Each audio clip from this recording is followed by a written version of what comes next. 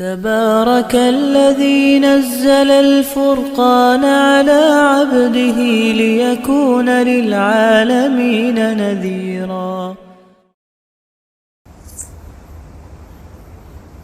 ایک صاحب نے کہا کہ میں بہت کوشش کر رہا ہوں گناہ چھوڑنے کی، لیکن کیا کروں، بہت پریشان ہوں، میرا مستقبل کیا ہوگا، گناہ نہیں چھوٹتے۔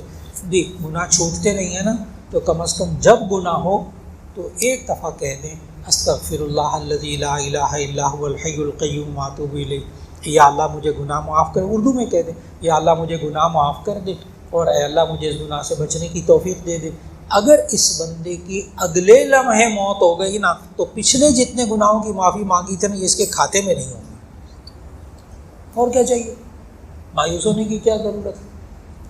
ہر جب بھی گناہ ہو بس توبہ اور استغفار فوراً۔ یہ پھر آئندہ رکھ لیجیے گا، وقت اچھا خاصا ہو گیا آج۔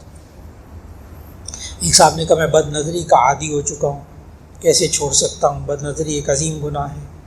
اور تو اس کا جواب یہ ہے، بد نظری یعنی غیر محرم کو دیکھنا، جب ہو جائے توبہ اور استغفار، یا اللہ معاف فرما دے، یا اللہ معاف فرما دے۔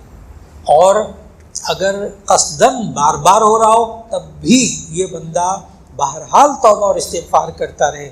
یقین جانے اس کو اگر پہلے 100 واقعات پیش آتے تھے، توبہ اور استغفار کے بعد 20-25% کمی ہوگی، پھر اور کمی ہوگی، پھر اور کمی ہوگی، کر کے دیکھ لے انسان۔ توبہ اور استغفار کرنے سے گناہ بہرحال ذمے سے ساقط ہو جاتے ہیں، اور انشاءاللہ بہت کمی آ جائے گی، اچھا خاصی فرق پڑ جائے گا۔